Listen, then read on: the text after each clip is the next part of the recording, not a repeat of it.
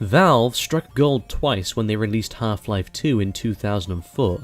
While it wasn't revolutionary like the original Half-Life, it was hugely influential and it was still a great game. Half-Life 2's story was then continued in 2006 with Episode 1, and then later Episode 2 in 2007. Valve decided to put Episode 2 in a bundle containing Half-Life 2 and its 2 episodes, the long-awaited Team Fortress 2, and a new interesting game named Portal.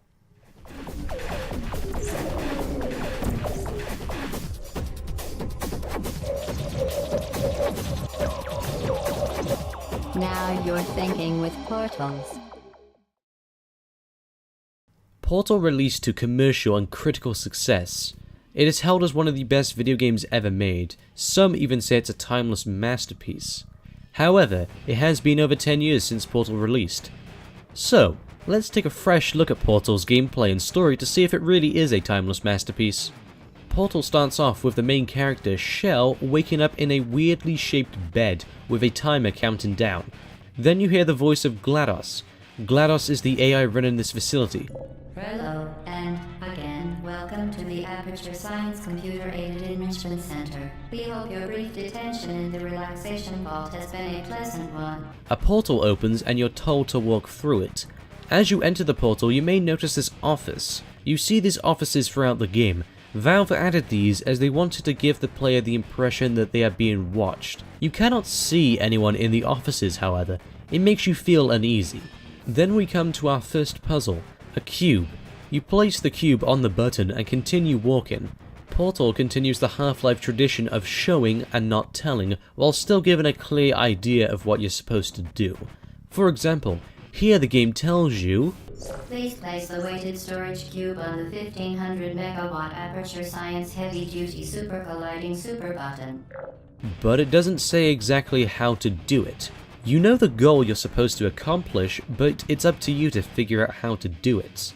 You then grab the iconic portal gun, and this is where we get into Portal's gameplay. The portal gun shoots portals, so technically Portal is a first-person shooter, but many people would argue it's more than just your average FPS game. At first you can only shoot the blue portal while the orange portal is placed in a specific area on the map. This is good because it's teaching the player how to use the portal gun so that when you get it upgraded later, you have a perfect idea of how it works. Speaking of which, I love the puzzle where you get the upgraded portal gun. I love the way the music builds up as you are rewarded with the gun.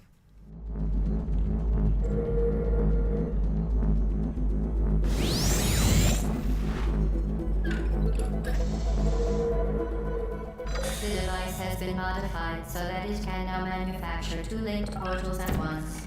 As part of an optional test protocol, we are pleased to present an amusing fact. The device is now more valuable than the organs and combined incomes of everyone in Subject Hometown, here. Portal has very basic mechanics, which is why I think Portal has aged so well, as there isn't really much here that could age. Most of Portal's gameplay comes from the environment itself. You have these weird things that shoot out pellets that you have to guide to a hole to activate something in order to progress. Now if you're a Half-Life fan, then you'll notice that these pellets are reused from Half-Life 2. You see, Portal was made with a maximum of 10 developers and it was on such a low budget, so they had to reuse a lot of assets from Half-Life 2. Anyway, then you have the turrets, which you may notice are the exact same turrets from Half-Life 2. The only difference is the animations and sounds. I like the turrets in Portal because they have such cute voices, and I like the way they are implemented into the puzzles. The turrets were originally going to be able to move, but they decided against this idea, as then the turrets became an actual enemy instead of a puzzle for the player to solve. This brings me into another topic. Portal has regenerating health. Now, I know what you're thinking. Regenerating health? What is this? I'm gonna burn your house down with the lemons! But calm down. I think Portal is one of the few games out there where regenerating health works. If Portal had a health pack system or a health station that you had to go to in order to regain health, it would have slowed down the pace of the game and taken away from the main focus of the game, the puzzles. So Portal is one game where regenerating health actually improves the experience and doesn't take away from it.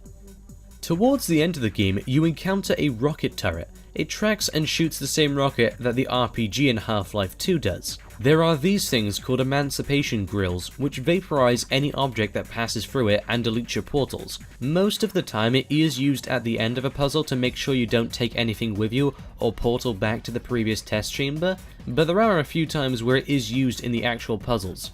And it is pretty fun, and forces you to think harder as you can't portal wherever you want to.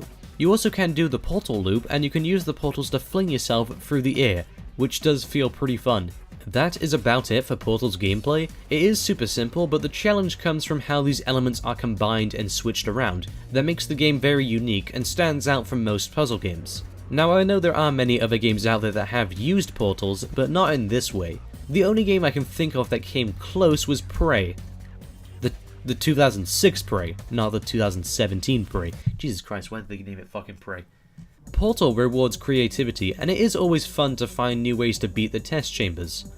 Honestly, the only criticism that I think I've been able to think of over the many years that I have played this game is that Portal doesn't really have much replay value.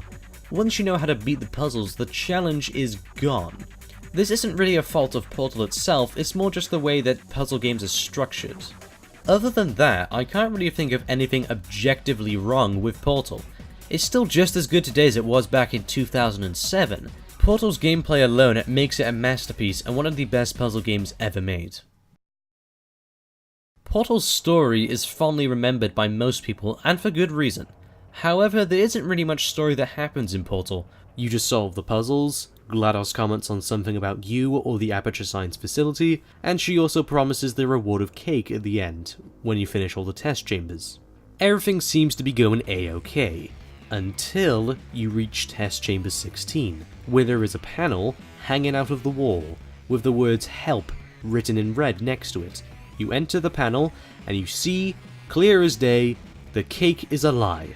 This is basically hinting to us that we should not be trustworthy of GLaDOS, and that she is hiding something deeper behind the scenes. You can find more of these rooms throughout the game. They are called the Ratman Dens, left by Doug Ratman, a character who appears in Portal 2 Lab Rat, the comic book, and who also has a stronger presence in Portal 2 itself. He doesn't really have all that much of a presence in the original Portal, but you can find supplies like cups, water bottles, and broken down computer parts inside the rooms. This hints that he was living inside of these rooms, or at least hiding inside of them for a few days or maybe even weeks. So Shell is promised the reward of cake, but instead gets burnt in a fire and dies. Good night.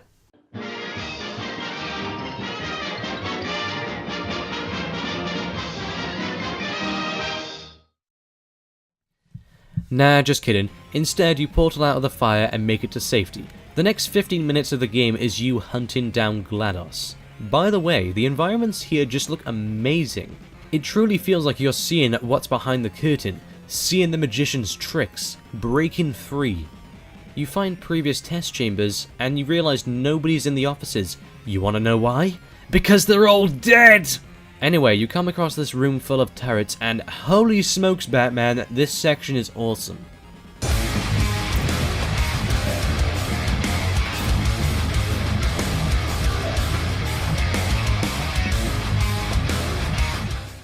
After beating that section, you head up the catwalks. Fun fact, the catwalks were originally out of reach and players tried their best to reach them, so they made an actual section where you walk on them.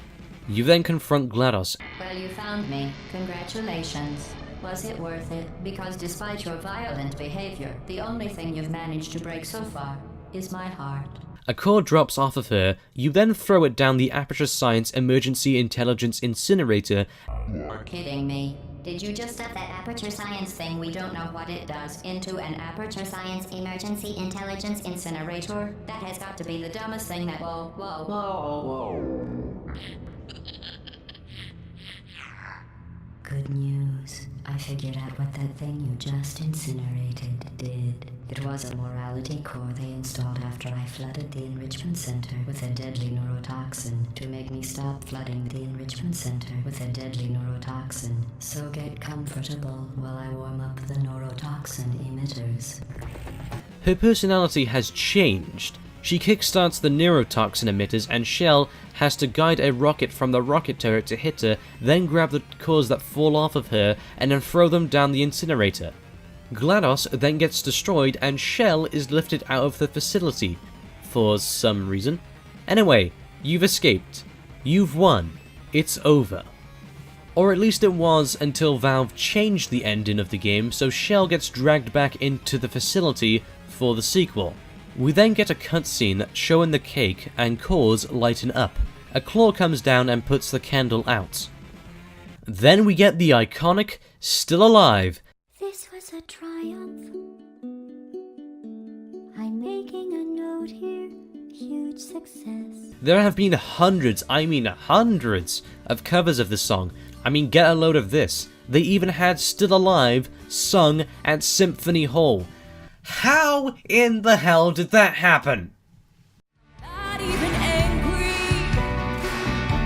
I'm being so sincere right now. Even though you broke my heart and killed me. Portal was obviously a massive critical and financial success. It sold over 4 million copies. It won so many Game of the Year awards, and rightfully so. Hell, they even have Portal being used by schools to help kids test their critical thinking and problem-solving abilities. To say this game had a huge influence on the industry is an understatement. No wonder this game is considered a masterpiece.